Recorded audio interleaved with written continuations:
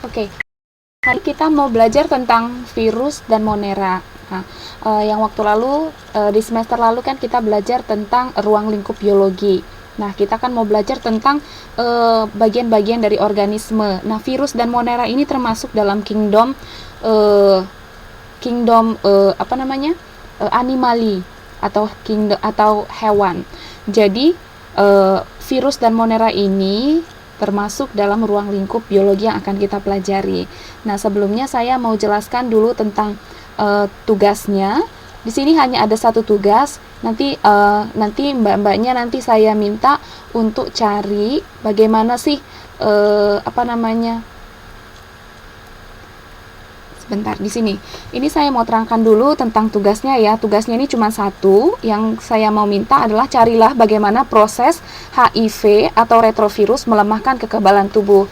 Kita tahu kan kalau misalkan yang HIV itu merupakan virus yang menyebabkan AIDS, yang menyerang kekebalan tubuh manusia sampai akhirnya semua organ-organ tubuh itu diambil fungsinya oleh si virus ini. Nah, nanti saya minta bagaimana sih prosesnya, bagaimana proses sampai akhirnya kekebalan tubuh manusia itu benar-benar lemah. Oke, sampai di sini mengerti ya?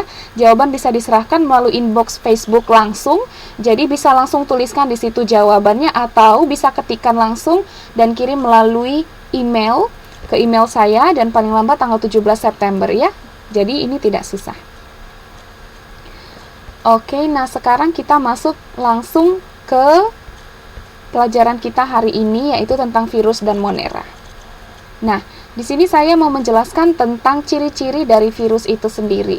Nah, sebenarnya ada simpang siur bagaimana cara mengelompokkan si virus ini.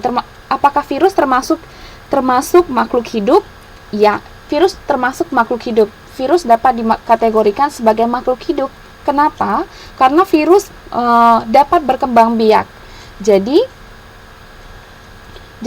kita tahu kan salah satu ciri-ciri yang dikatakan makhluk hidup adalah tumbuh, kemudian berkembang biak, mengalami berkembang biak, tumbuh, bergerak, dan melakukan iritabilitas atau peka terhadap rangsangan.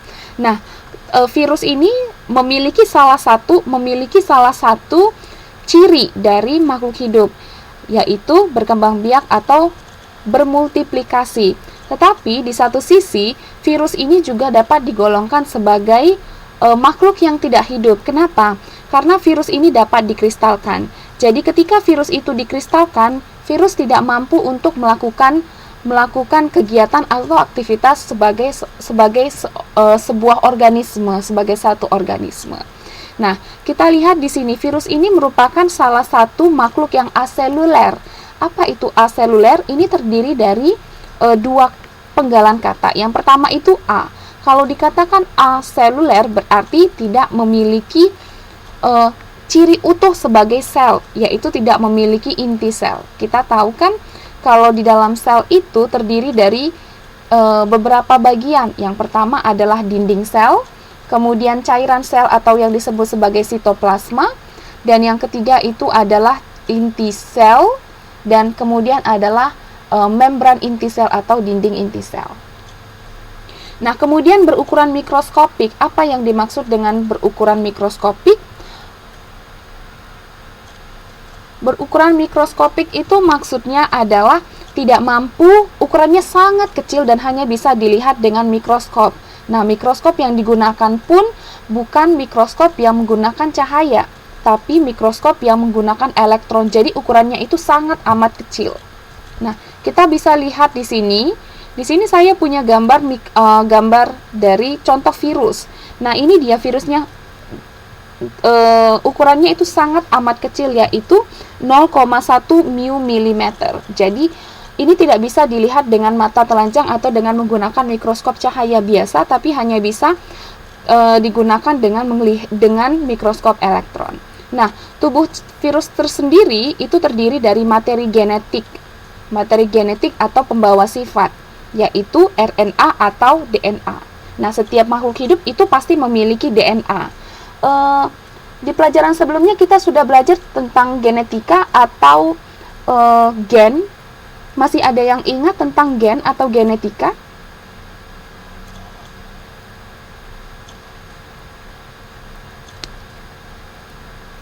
Yang tentang pembawa sifat. Kalau semisalkan si orang tuanya punya sifat A, maka si anaknya pasti akan, iya betul sekali.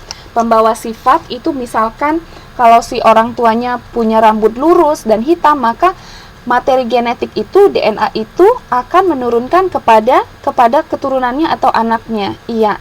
Jadi sifat yang dibawa oleh orang tua itu akan turun kepada anaknya. Begitu juga sifat dari sel dari virus induk, virus awal, virus yang pertama itu akan turun kepada virus-virus yang sudah direplika. Nah, kemudian seperti yang saya katakan tadi, virus itu dapat dikristalkan. Ketika virus dikristalkan, virus tidak melakukan aktivitas sebagai organisme yang hidup. Dengan kata lain, pada masa seperti ini, virus itu mati, tidak berfungsi sama sekali dan tidak mampu menyerang. Tetapi ketika ketika sudah tidak dikristalkan lagi, virus itu melakukan aktivitas sebagai sebuah organisme. Nah, virus itu hanya dapat berkembang pada sel yang hidup. Jadi kalau berbeda halnya dengan bakteri, virus ini hanya mampu hidup pada makhluk yang hidup. Misalkan jaringan pada manusia yang hidup, sel pada hewan yang hidup. Bahkan virus ini juga dapat hidup di dalam bakteri.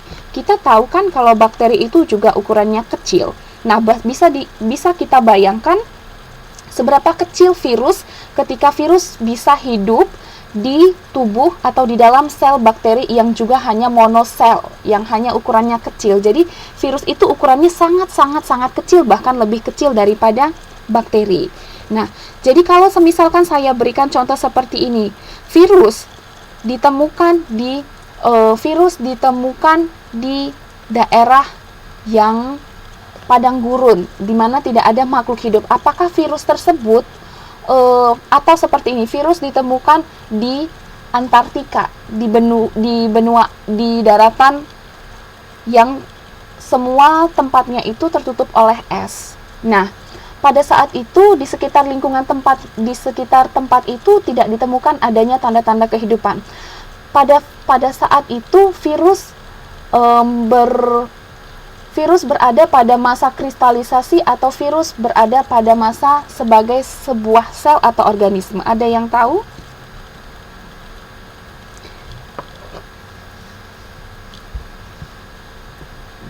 Nah, di sini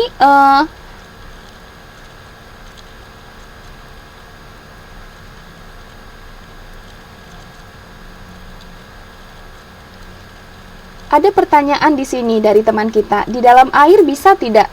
Bisa terdapat virus tidak? Nah, tergantung. Kalau di dalam air itu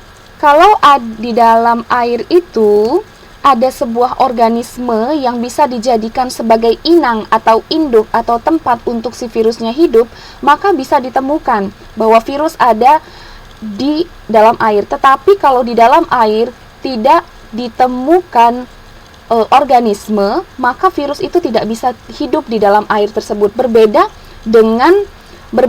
dengan bakteri. Kalau bakteri bisa hidup di air yang kotor walaupun di situ tidak ada makhluk hidup yang lain atau organisme atau sel hidup yang lain. Tetapi kalau virus harus memiliki inang tempat dia hidup.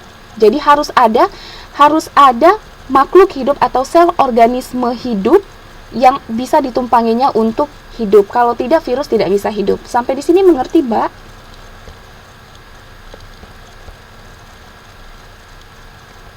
Jadi intinya virus itu tidak bisa hidup jika tidak ada sel inang yang merupakan organisme hidup. Sudah.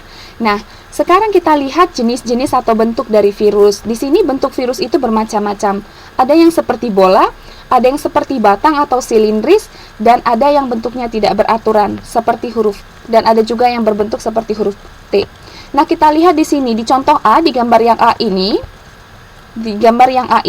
ini menunjukkan ini adalah contoh dari virus yang berbentuknya T. yang bentuknya T, dikenal sebagai bakteriofag. Nah, virus yang bentuknya T ini adalah virus yang menyerang bakteri. Jadi, bakteri yang diserangnya adalah Escherichia coli. Sudah? Nah, yang virus yang B ini bentuknya adalah silindris atau tabung. Sementara bentuk yang C ini bentuknya seperti bola. Oke. Nah, sekarang kita lihat. Selanjutnya, kita lihat di sini. Yang seperti saya katakan tadi, bentuk yang ini disebut sebagai bakteriofag. Nah, ini adalah bakteri yang diserangnya, yaitu Escherichia coli. Tadi kan saya katakan sudah ini bentuknya seperti T ya. Nah, di sini materinya adalah DNA. Berbeda dengan bakteri, susunannya itu atau materi yang terdapat yang menyusun bakteri dan yang menyusun virus itu berbeda. Kalau kita lihat di sini, virus itu isinya hanya, iya betul sekali, virus yang dikristalkan itu, virus itu bisa dijadikan sebagai vaksin. Jadi vaksin itu adalah virus yang sudah dilumpuhkan dan dijadikan untuk menjadi antibodi. Benar sekali, Mbak. Nah, kita lihat di sini kalau virus ini susunannya atau materi pembentuknya itu lebih sederhana daripada bakteri. Ya, di sini kita lihat kalau bakteri itu memiliki dinding sel, tetapi virus tidak memiliki dinding sel sama sekali. Kemudian di sini juga kita lihat bahwa bakteri ini memiliki bahan-bahan lain atau materi-materi penyusun yang lain yang tidak terdapat di virus. Pada umumnya virus ini memiliki kepala, badan, kemudian ini ekor untuk menyerang. Jadi yang biasa digunakan untuk menyerang adalah ekornya. Ekor ini yang nantinya digunakan untuk menempel pada sel inang. Sudah? Nah, sekarang kita masuk kepada daur siklus hidup dari si virus ini. Nah, sebenarnya kita tidak bisa mengatakan bahwa virus ini berkembang biak. Yang mereka lakukan, yang virus lakukan adalah bereplikasi atau bertambah banyak dengan sendirinya. Dengan jalan bagaimana? Dengan jalan menyerang induknya atau sel inangnya. Jadi kita bisa lihat bahwa virus hanya dapat berkembang biak pada media sel atau jaringan yang hidup. Misalnya pada jaringan atau sel embrio hewan, tumbuhan maupun manusia. Jadi sekali lagi virus tidak bisa hidup pada materi yang mati. Oke. Bahan yang diperlukan yang diperlukan untuk membentuk bagian tubuh virus baru adalah sitoplasma sel medianya. Oke. Perkembangan virus disebut dengan replikasi, yaitu membuat replika atau tiruannya. Jadi bisa kita bayangkan seperti di film-film ketika virus itu menyerang, yang dilakukannya adalah bertambah banyak, kemudian membuat tiruan sampai akhirnya jumlahnya sangat banyak. Nah, kalau dikatakan virus, hal yang perlu dilakukan oleh virus adalah mengambil alih mesin metabolisme sel. Jadi pada dasarnya sifat virus ini adalah menyerang sel inang. Jadi virus ini berusaha untuk mengambil alih mesin metabolisme sel inangnya. Oke. Nah, ada dua jenis tipe replikasi virus. Yang pertama adalah daur litik dan yang kedua adalah daur lisogenik. Nah, nanti coba dibandingkan yang mana yang nantinya lebih kejam siklusnya, apakah daur litik atau daur lisogenik.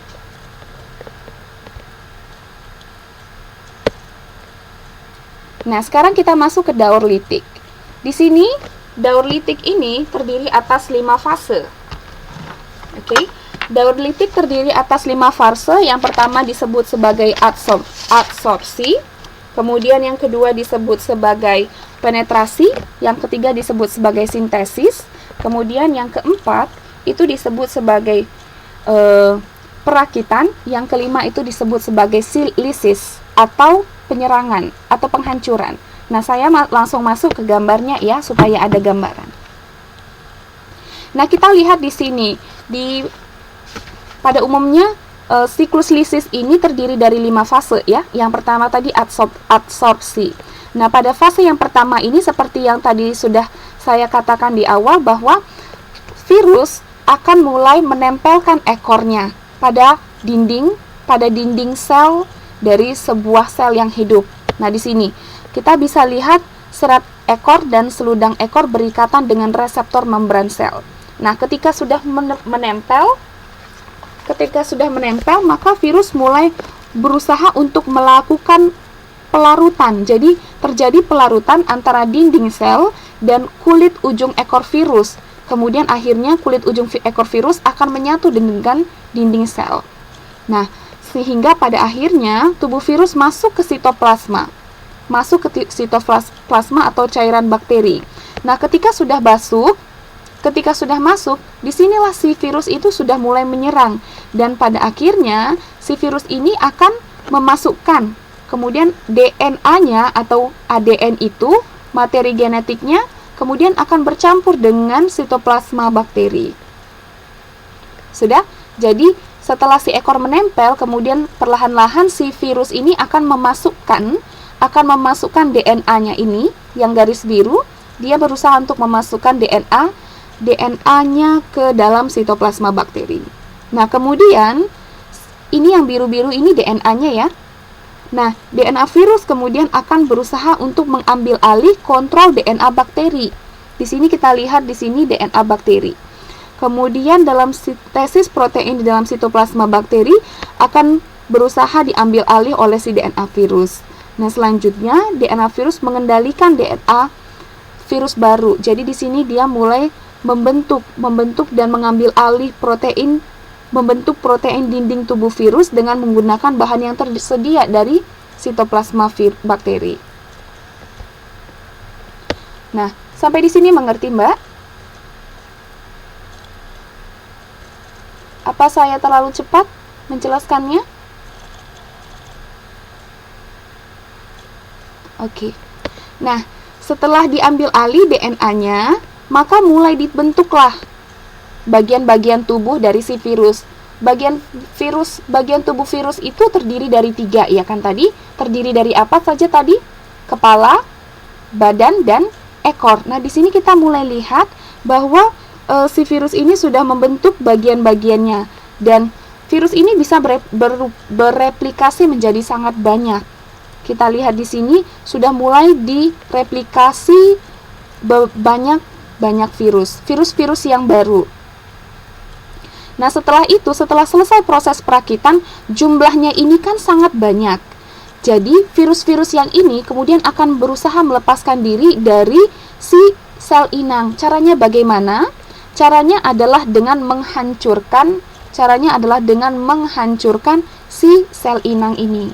Jadi pada siklus lisis ini step akhir dari siklus lisis ini adalah menghancurkan si sel inangnya.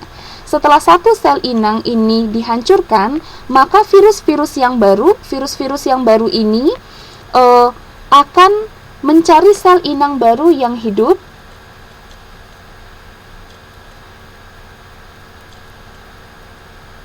Apa faktor? Nah, faktor yang membuat virus itu menempel pada jaringan yang hidup. Faktor yang membuat virus itu menempel pada jaringan yang hidup itu adalah kebutuhan dari si virusnya. Jadi kalau misalkan si virus itu tidak menemukan jaringan yang hidup, maka si virus ini tidak bisa bereplikasi. Ketika dia tidak hidup, tidak bisa dikatakan bahwa virus itu mati. Yang bisa dilakukan adalah mengkristalkan diri. Jadi jika si virus itu tidak menemukan jaringan yang hidup, maka dia akan dengan sendirinya mengkristalkan diri. Nah, ketika dia sudah menemukan jaringan yang hidup, maka dia dengan sendirinya akan melakukan replikasi.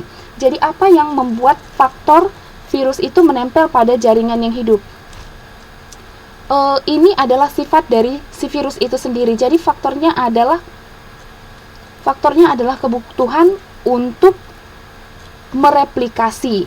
Faktornya adalah kebutuhan untuk mereplikasi virus-virus yang baru. Apakah di sini mengerti, Mbak Aini?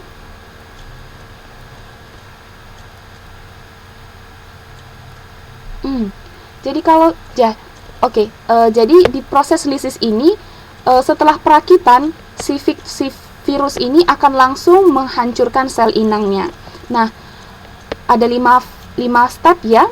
Pertama tadi adsorpsi, yaitu penempelan ekor, kemudian penetrasi, itu berusaha untuk penyerangan atau memasukkan DNA ke dalam sitoplasma sel, kemudian itu mulai pensintesisan atau berusaha untuk mengambil alih kontrol DNA dari si sel inang, kemudian perakitan, yaitu berusaha untuk merakit bagian-bagian tubuh si virus. Bagian-bagian tubuh virus itu terdiri dari kepala, ekor, dan serat ekor. Kemudian setelah selesai perakitan, maka akan menghancurkan sel inang yang disebut dengan lisis. Nah, daur hidup yang kedua itu disebut sebagai lisogenik. Nah, lisogenik ini pada umumnya hampir sama dengan siklus lisik atau siklus litik. Saya langsung masuk ke gambarnya ya. Nah, kita lihat di sini. Pada step awal tadi, pada siklus litik, yang pertama dilakukan adalah apa? Penempelan. Ya kan? Penempelan ekor pada dinding sel, kemudian masuk ke tahap penetrasi, yaitu berusaha untuk memasukkan DNA. Nah, ketika sudah memasukkan DNA, pada fase lisogenik, itu DNA tidak langsung menyerang, tidak langsung berusaha untuk mengambil alih kontrol terhadap DNA bakteri. Jadi, pada fase ini, DNA virus lebih kepada hidup berdampingan bersama dengan DNA bakteri. Jadi tidak langsung diambil alih kontrolnya, tetapi hidup berdampingan. Oke? Nah, itu pada fase ini DNA itu akan disisipkan pada kromosom sel bakteri. Nah, pada masa ini terjadi apa yang disebut sebagai profag, yaitu penyisipan DNA terhadap kromosom sel bakteri. Oke. Nah, setelah itu nanti virus-virus itu akan tetap mereplikasi atau bermultiplikasi menjadi virus-virus yang baru. Jadi di dalam bakteri itu akan terdapat virus-virus yang baru. Oke. Nah, nanti virus-virus ini akan tetap hidup di dalam sel inang. Oke. Jadi pada masa ini si sel inang itu tidak langsung dihancurkan. Jadi virusnya itu hidup di dalam bakteri. Nah, akan tetapi siklus lisogenik ini nantinya akan bisa berubah menjadi siklus litik. Oke. Jadi tadi di sini kan siklus lisogenik. Pada siklus lisogenik, si virus-virus yang baru yang sudah terbentuk itu akan hidup bersama dengan inangnya, ya kan?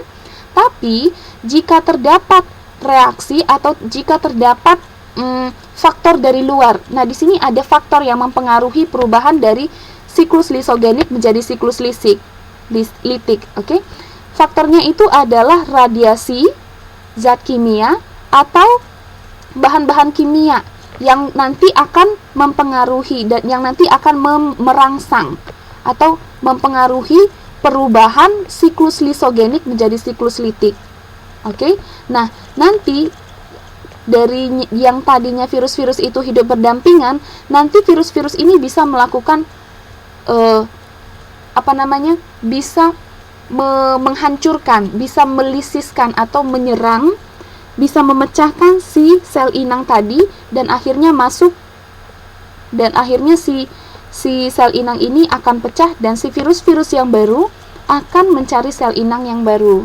Jadi di sini bisa tidak membedakan antara siklus litik dan siklus lisogenik atau masih bingung?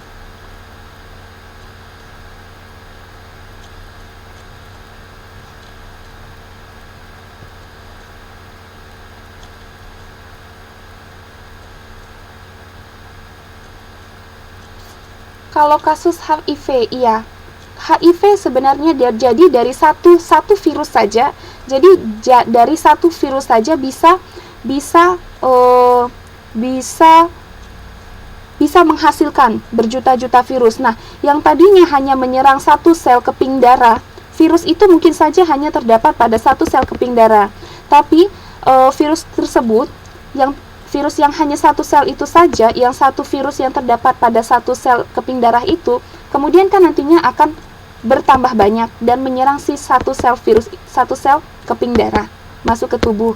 Nah, nanti setelah hancur keping darah yang satu, dia akan mulai menyerang-nyerang keping darah yang lain. Nah, kemudian akhirnya tidak hanya keping darah saja yang diserang, tapi juga organ-organ tubuh. Itu makanya virus itu, virus HIV itu baru ketahuan itu bukan langsung, tapi butuh beberapa tahun untuk mengetahui keberadaan dari virus HIV itu. Jadi perlahan-lahan tapi pasti menyerang sistem kekebalan, sampai akhirnya semua organ-organ tubuh tidak bisa melakukan fungsinya dengan baik. Oke? Sampai di sini mengerti, Mbak?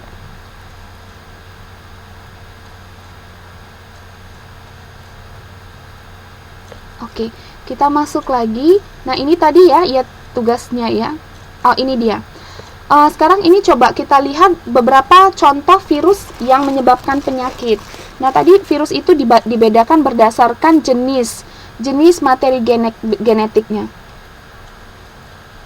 Oh, maaf Mbak. Yang Najwa ya. Maaf Mbak, saya salah. Oh, yang kedua, sekarang ini kita lihat virus yang menyebabkan penyakit. Kita lihat di sini ya, ADN dan ARN ini merupakan dua jenis materi genetik yang berbeda ya. Nah, di sini kita lihat dari virus ADN, di sini ada nama proxyvirus, herpes virus, adenovirus, papovavirus. Jadi di sini ada beberapa penyakit yang disebabkan oleh virus. Contohnya adalah campak, cacar, kemudian herpes. Sorry, ini salah ya, bukan herpesvirus tapi herpes.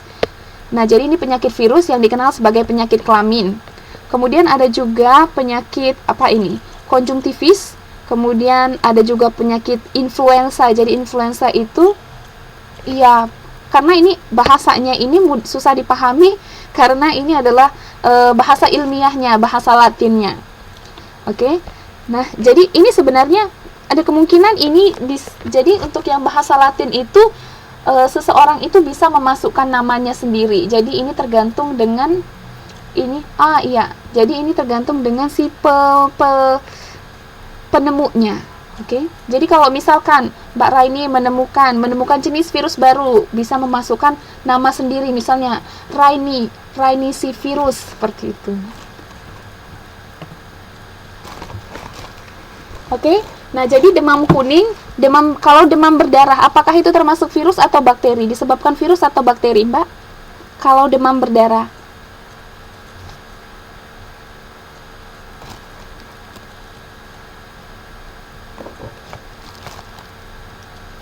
Ayo, ada yang tahu kalau misalkan demam berdarah itu disebabkan, demam berdarah atau demam malaria disebabkan oleh virus atau disebabkan oleh disebabkan bakteri atau disebabkan virus? Virus. Ya, jadi virusnya itu masuk di dalam, kalau misalkan ya, virus malaria, maksudnya penyakit malaria. Jadi penyakit malaria itu disebabkan oleh virus. Nah, virusnya itu terdapat pada sel pada tubuh nyamuk Anopheles betina. Jadi ketika nyamuk itu menyerang, virus itu masuk dengan sendirinya ke dalam sistem peredaran darah manusia, yang akhirnya akan menyebabkan si manusia itu menjadi sel inang baru oleh si virus itu.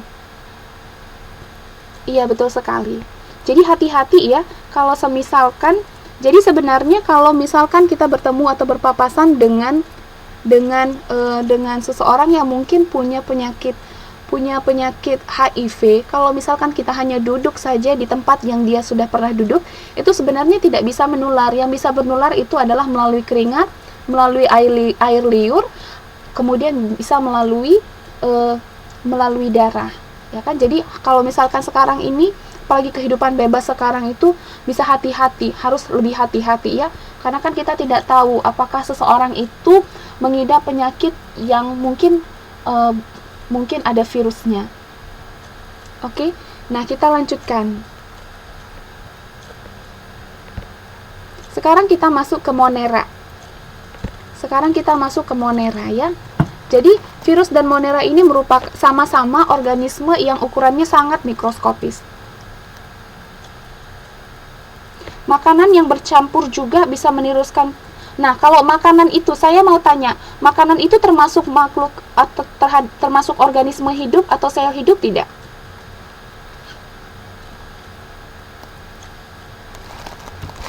Tidak. Jadi kan tadi kalau misalkan di awal tadi kan saya sudah katakan kalau virus itu hanya bisa hidup atau menumpang pada sel yang hidup. Jadi kalau misalkan makanan itu tidak bisa menularkan atau tidak bisa menjadi tempat untuk si virus itu hidup.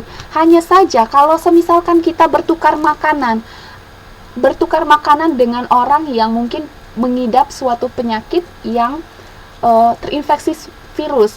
Jadi yang mungkin adalah virus itu terkandung di dalam air liurnya. Jadi mungkin saja air liurnya itu ada di dalam makanan itu. Nah, itu yang bisa menjadi tempat si virus itu hidup.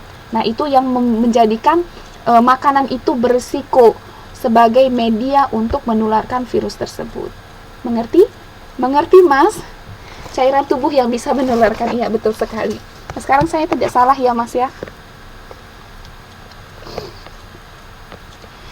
Oke, nah sekarang ini kita masuk ke Monera. Monera ini contohnya adalah bakteri. Jadi sini kita bisa lihat ciri-ciri Monera. Jadi merupakan organisme bersel tunggal. Organisme bersel tunggal, sama seperti tadi. Tapi bedanya kalau yang virus, dia adalah aseluler, sementara Monera ini merupakan seluler, monoseluler. Mono itu satu, sel itu sel. Berarti sel yang makhluk hidup atau organisme yang bersel tunggal. Dikelompokkan sebagai hewan prokariotik. Apa itu hewan prokariotik? Hewan prokariotik itu adalah hewan yang selnya itu belum memiliki inti sejati. Artinya, di dalam sel itu belum terdapat dengan jelas dinding inti selnya. Nah, tidak memiliki pembagian ruang internal yang jelas, kemudian selnya juga masih sederhana. Nah, kemudian Monera ini dibagi menjadi 3 klasifikasi. Yang pertama adalah Archaebacteria. Nah, kelompok ini banyak yang mampu hidup pada lingkungan ekstrim, misalnya lingkungan bersuhu tinggi dan berkadar garam tinggi. Kalau bersuhu tinggi itu contohnya ada di mana, Mbak? Ada yang tahu lingkungan yang suhunya sangat tinggi? Di India, di kutub. Kalau di kutub, itu suhunya tinggi atau rendah?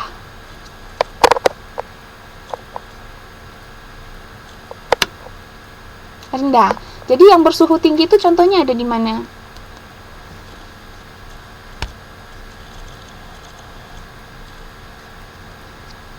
Kalau padang gurun itu termasuk tinggi atau rendah? Padang pasir, ya betul sekali, Mbak. Nah, kalau misalkan ada tidak yang tahu yang kadar garamnya sangat tinggi, tempat yang kadar garamnya itu sangat tinggi? Ada yang tahu? Laut. Nah, laut yang punya tempat yang punya kadar garam yang sangat tinggi itu di mana contohnya? Ada yang tahu? Ada yang pernah dengar laut mati?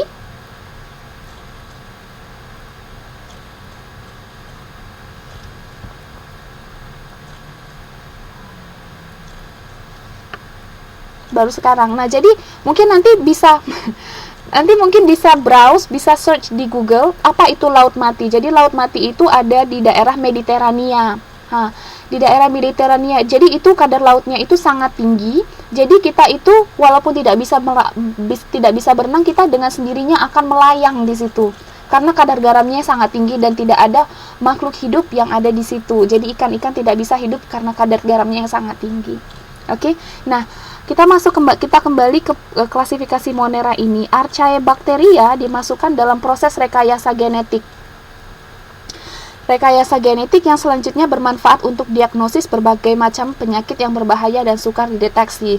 Contohnya adalah penyakit kanker, ya.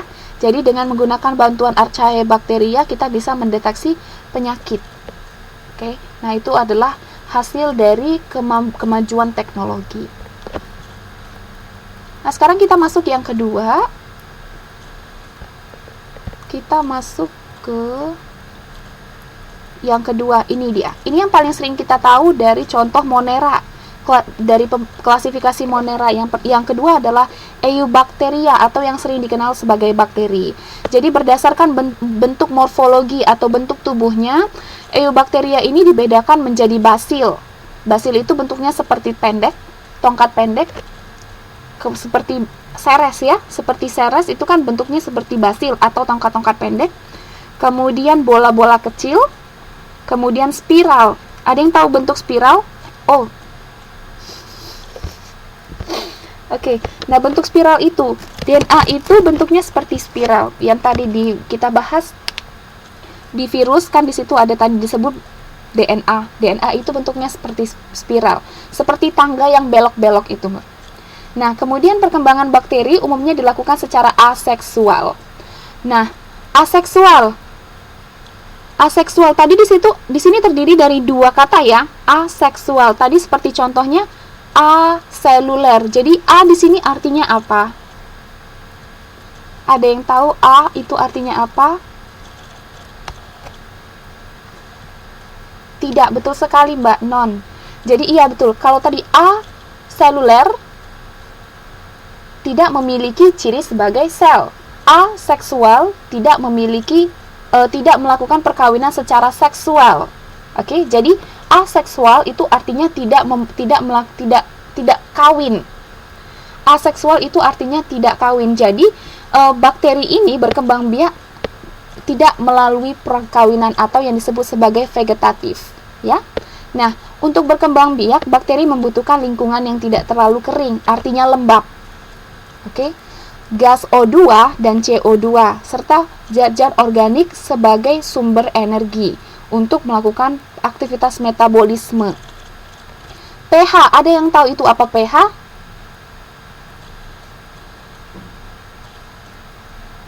Ada yang tahu apa itu artinya pH? pH bukan pasangan hidup ya Mbak ya. pH di sini ada yang tahu apa artinya? Tingkat keasaman, benar sekali Mbak. Iya, jadi tingkat keasaman yang baik supaya si bakteri itu bisa hidup adalah pH medium. Jadi tidak terlalu asam dan tidak terlalu basa, tidak terlalu rendah. Jadi pH normal itu adalah 7,5 ya. Kemudian kemudian sedikit alkali, artinya dia juga bisa sedikit asam, sekitar 7,2 sampai 7,6 ya. Temperatur yang optimal untuk bakteri tumbuh itu adalah 37 derajat Celcius. Nah, jika persyaratan di atas tidak terpenuhi, maka bakteri itu akan mati atau mengubah diri menjadi spora. Spora itu seperti semacam bubuk-bubuk. Jadi perbedaannya, nah, berarti bakteri ini dan virus tadi memiliki sedikit kesamaan ya. Kalau misalkan si virus tidak menemukan sel inang yang hidup, maka apa yang akan dilakukan oleh si virus?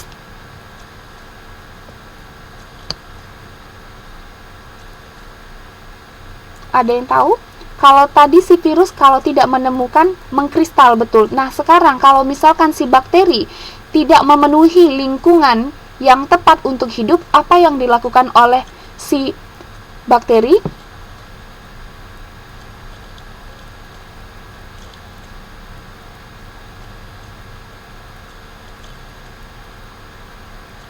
Mengubah diri menjadi spora. Iya, betul sekali.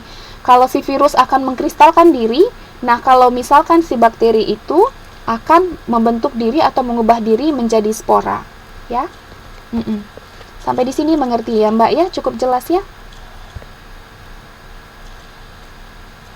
Nah, di sini ada beberapa contoh bakteri yang menguntungkan manusia. Yang pertama, yang pertama itu adalah Rhizobium, kemudian Clostridium, Nitrosomonas, Nitrobacter, Lactobacillus bulgaris. Nah, ini yang paling sering kita dengar, Lactobacillus bulgaris dalam pembuatan yogurt. Nah, pernah dengar tidak? Jadi ini apa namanya? Yakult. Yakult. Ada yang tahu Yakult? Pasti suka Yakult ya, suka minum Yakult. Jadi nah, Yakult itu mengandung bakteri-bakteri yang baik. Jadi, Yakult itu adalah bakteri-bakteri yang baik yang bisa membantu proses pembusukan makanan di dalam usus manusia. Mhm. Jadi bakteri itu tidak selamanya jahat. Jadi ada juga bakteri yang baik. Jadi itu makanya Yakult itu baik diminum untuk melancarkan pencernaan tubuh, pencernaan di dalam tubuh manusia. Karena mengandung jutaan bakteri ya, jutaan bakteri yang baik untuk proses pembusukan makanan di dalam usus manusia. Nah, di sini contohnya Lactobacillus bulgaris dalam pembuatan yogurt. Iya, betul. Virus jahat dan beda seperti bakteri. Iya, betul sekali. Jadi, tidak semua bakteri ini jahat, tapi ada juga bakteri-bakteri yang lain. Bakteri-bakteri lain yang dia mampu untuk menguntungkan manusia. Oke.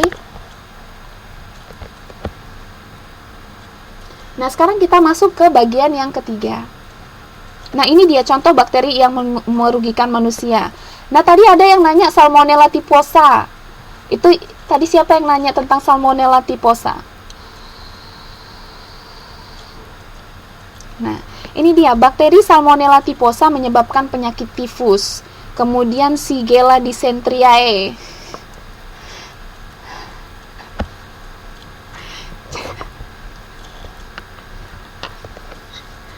Oke.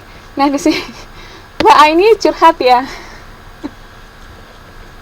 Di sini ada contoh-contoh bakteri yang merugikan manusia. Gonorrhea juga menyebabkan penyakit kelamin. Berbeda tadi ya dengan herpes. Kalau herpes disebabkan oleh virus, sementara gonorrhea itu disebabkan oleh bakteri. Kemudian meningitis yang bisa menyerang otak karena menyebabkan radang pada selaput otak. Nah, sekarang kita masuk yang ketiga. Ini adalah ganggang hijau biru atau dikenal sebagai cyanobacteria. Nah, ganggang hijau biru ini termasuk Monera karena selnya bersifat prokaryotik. Ada lagi jenis-jenis ganggang yang dimasukkan ke dalam di dalam jenis yang lain, yaitu algae. Algae itu juga ganggang, tapi dia masuk ke dalam kelas plantae atau tumbuhan. Sementara ganggang hijau biru ini dimasukkan ke dalam hewan yang disebut sebagai Monera. Nah, hidupnya bersifat koloni. Koloni itu artinya berkelompok, ya kan?